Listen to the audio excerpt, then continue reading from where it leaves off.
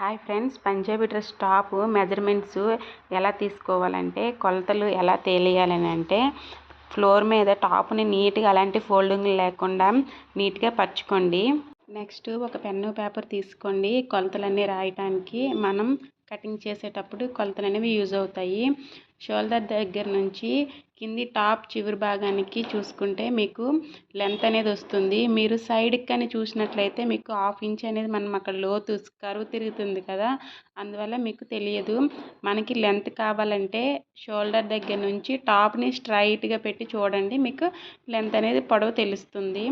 Next chest, 2 చేతులు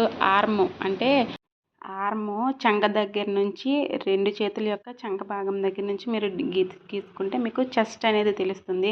chest loose ఎంత, నడుము లూజ్ ఎంత, హిప్ లూజ్ ఎంత అని మీకు కొత్త వారికి అయితే తెలియదు కదండి. మనకి ఇలా టాప్కి కరువు తిరుగుతుంది చూడండి రౌండ్గా, అక్కడ మనం చూసుకోవాలి. 2 చేతులు చంకలో వచ్చే భాగాన్ని మనం చెస్ట్ అనుకున్నాం కదా, దానికి మిడిల్ భాగాన్ని నడుము భాగం అంటాము. మనకి హిప్ అంటే హిప్స్ దగ్గర మనకి టక్స్ ఉంటాయి కాబట్టి మీకు తెలుస్తుంది.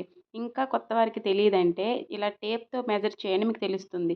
పైకి 19 ఇంచెస్, మిడిల్కి 18 ఇంచెస్, కిందికి 19 ఇంచెస్. ఇలా వస్తే 18 ఇంచెస్ ఉన్నది మాత్రమే మీకు తక్కువ లెంత్ ఉంది, అది మాత్రమే నడుము లూజు. తక్కువ ఉంటే నడుము లూజు అని తెలుస్తుంది కొత్త వారికి. నెక్స్ట్ హిప్ అంటే మనకి టక్స్ ఉంటాయి కదా, ఈ చివరి టక్ నుంచి ఆ చివరి టక్ వరకు దీన్ని హిప్ భాగం అని అంటాము. మనకి షోల్డర్ దగ్గర నుంచి చెస్ట్ పొడవు ఎంత, నడుము పొడవు ఎంత, హిప్ పొడవు ఎంత అనేది తెలుసు. టాప్ యొక్క లెంత్ ఎంత, మనకి ఇక్కడ 4 మెజర్మెంట్స్ అనేవి వచ్చాయి కదా.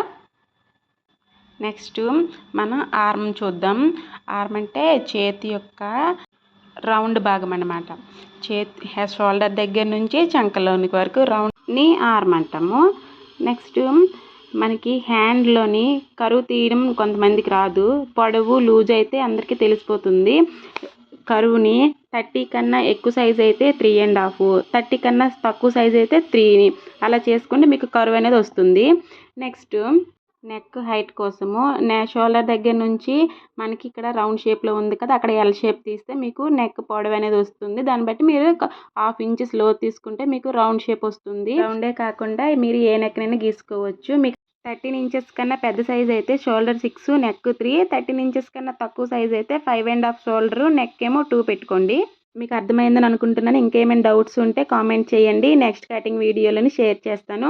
Thank you for watching. Bye friends. Like చేయండి వెళ్ళే ముందు. నెక్స్ట్ వీడియోలో కలుద్దాం. బాయ్.